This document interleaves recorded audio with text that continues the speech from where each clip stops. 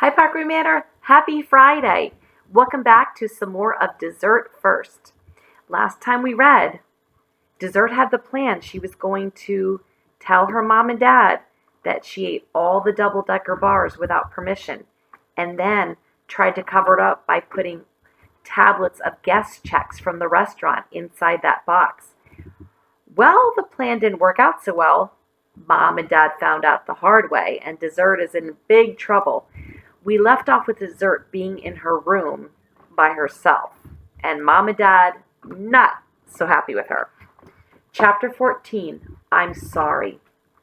I'm sure you know that I did not wake up full of glory, but I was a little hungry.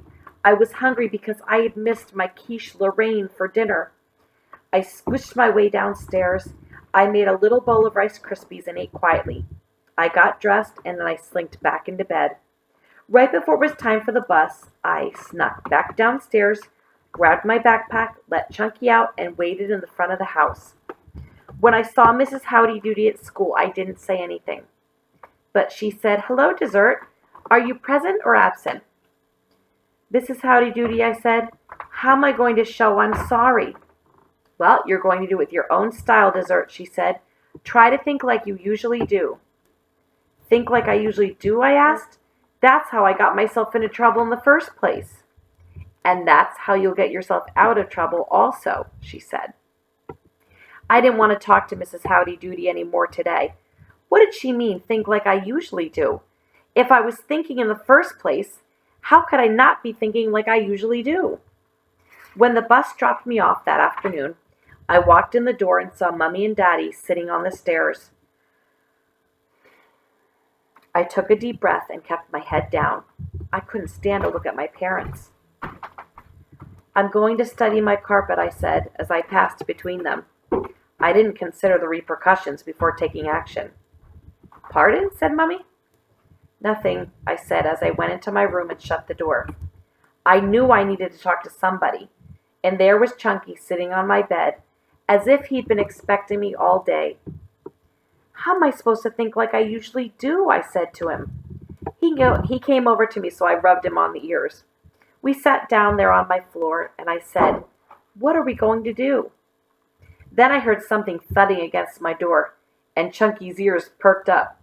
So I went over and opened it. There stood Wolfie, with Mushy at his side, and all they had on were their diapers. Mushy burped, and Wolfie said, "You a pig!" And they both started laughing. Then Mushy burped again, and Wolfie said louder, "You a pig!" And they came in. Mushy burped again, but then Mummy appeared and scooped them up and touched my hair and said, "Are you okay?" "No." "Got any ideas yet?" "No." "Okay, let me know if you want to talk." "Okay." I don't know if it's because I was thinking like I usually do, or because Wolfie said pig, but right there and then, I had the answer. If Mushy was a pig, then I was definitely a hog, because only a hog would have eaten all the double D's. How could I have taken them away from my own grandmother? The same grandmother who had given me my name. Mummy told me that when I was born, Grandma Rain said, "Mon dessert est servi," which means my dessert is served. But in French it sounds like dessert. So even though my real God-given name is Donahue Penelope Schneider, I've always just been called Dessert. So excited we found out her real name. I was wondering what her real name was. Donahue Penelope Schneider. I had to make it up to Grandma Rain. I had to give her back the double D's, and there was only one way to do it. I was going to have to talk to Dominique, the pastry chef, which meant I would have to try and catch her in a good mood. I was a little afraid of her. Not only that, but I was going to have to find a way to get to the restaurant when she was there. I knew that she did most of her baking on Saturdays, so maybe I could offer to work. But I was also going to need a copy of the double-decker chocolate bar recipe. I found Mummy downstairs and said, "May I have Grandma's double-decker chocolate bar recipe?" I think she wanted to help me because she gave it to me right away, without asking any questions. I went up to Dad's office and copied it, and then I snuck back downstairs and stuck a note on the oven door. I didn't sign my name because I was the only kid in the house who could write.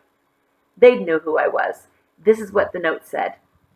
Dear Mommy and Daddy, I think I know how to show I am sorry.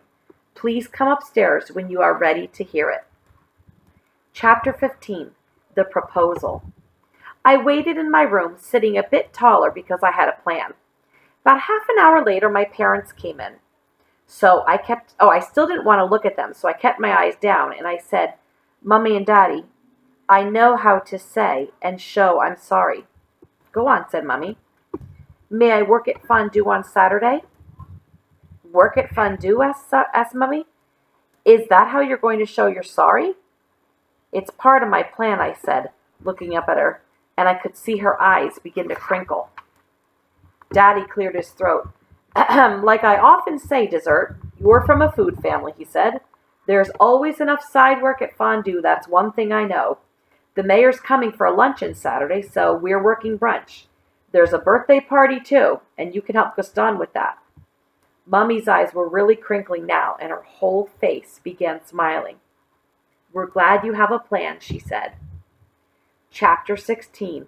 A Birthday Surprise. As soon as we got to fondue on Saturday, Daddy took me to Gaston. The birthday party was scheduled for 11:30, and I would go home with Mommy and Daddy after cleanup. All I really wanted was to get Dominique to bake the double D's, but I didn't want my parents to know that. I wanted it to be a surprise. Bonjour, mes chéris, said Gaston. I hope you like birthday parties, because today we have one for 12 fourth graders. Let's see what fondues they've requested. Malted milk ball, saltwater taffy, nuts for Nutella, and maple butter ribbon. I couldn't believe it. Maple butter ribbon. That was one of the few fondues I've never tasted. Ooh, maybe I'd get to try it. Take this to Dominique, said Gaston, and tell her the children will be here in less than 45 minutes. Oh, how I hoped she was in a good mood. I started on my way to the pastry station, looking at the list. Did it really say Dolan at the top? D-O-L-A-N. Oh, it did. Oh, I prayed it was spelled wrong because that was Amy's last name. But Amy wasn't in fourth grade. It couldn't be the leaf stuffer. But what if she had a sister or brother? Oh, no. And I handed the list to Dominique. Let's see what the kiddies are having today, she said. 4 party fondues. In a second, Dominique had all the flames going high, and she was beginning to stir like mad. With that scarf around her head, she looked scary. Don't just stand there, Dessert. Get yourself an apron. Well, where's... On the hook, right over there. I scurried away. I was afraid this was not a good mood day. Oh, my corn syrup. Where's my corn syrup?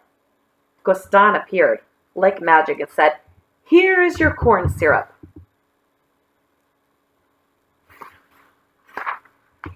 I put on my apron, and Gaston said, Dessert, you're going to be a runner today. That means you run around and do what I tell you.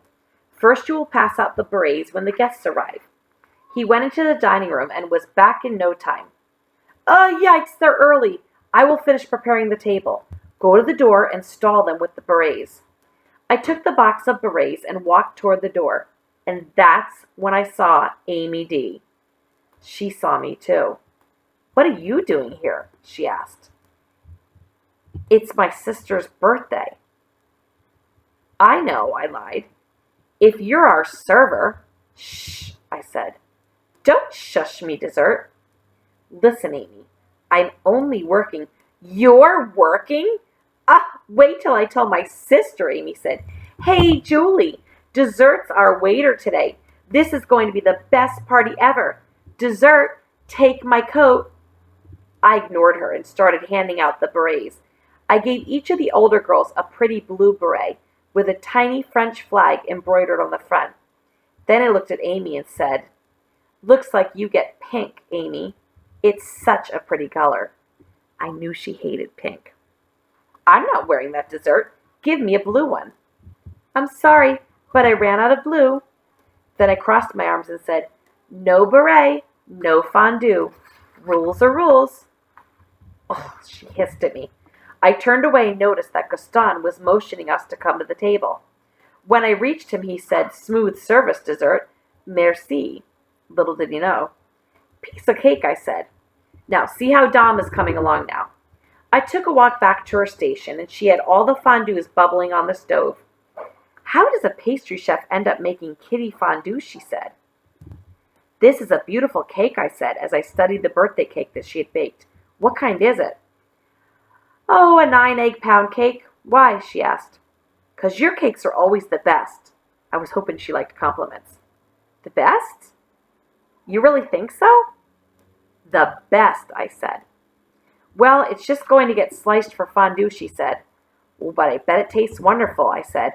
"I'm sorry it's going to Amy's sister." "Well, no time for sorry," she said.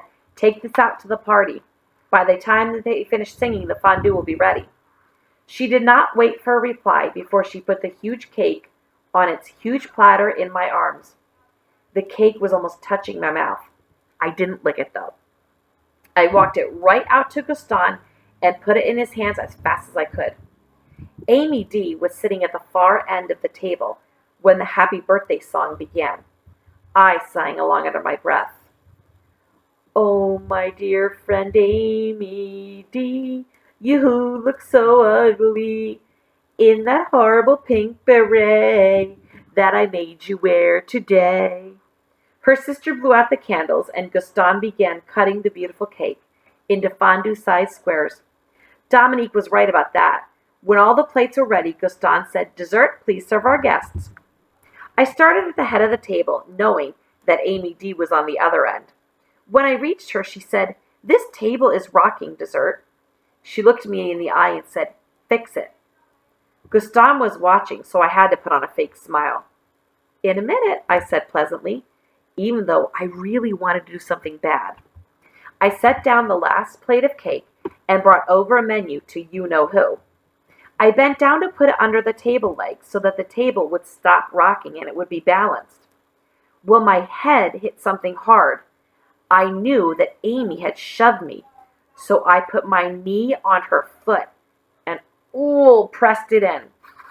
I quickly stood up and straightened out my apron. "Sorry about that. It's crowded down there," I said. Gaston set out 3 trays of fondue pots, one on the far end by Amy, one in the middle, and one on the other end. "My skewer's dirty," said Amy. "Dessert, please get this lady a new skewer," Gaston said. I tried to keep a friendly look on my face because of Gaston. When I came back with the new skewer, Amy said, "Took you long enough. Were you licking the beaters in there?" Gaston's eyes were on me, so I didn't say anything back. "Dessert," Amy continued. "What are you giving up for Duty's drive?" "My sister's giving up biting her nails, and I'm giving up soda." "Diet soda." "Diet soda," I said. "That's not even a sacrifice. Mine's way harder." I just didn't know what it was yet. "It's probably baby food." "Ha ha," I said. "It's cookies," she said. "No, way harder," I said. If only I knew what it was. "Well, then it has to be dessert," she said. "But I know you wouldn't give up dessert." "How do you know?" I said. "Because you'd never make it." "I would so." "Prove it," she said. "I will," I said. "I mean..." "Excuse me, Julie," Amy shouted. "Excuse me, everybody. I have an announcement to make. Dessert Schneider is giving up dessert for the Duty Drive." And that is the end of our chapter. Oh no, boys and girls, it looks like Dessert's trapped now. Looks like she may have to give up dessert, even though she will not want to do that. Chapter 17 is called The Crises. Tune in on Monday when we continue our book, Dessert First. Have a fabulous weekend, Parkway Manor. I'll see you on Monday. Goodbye, everyone.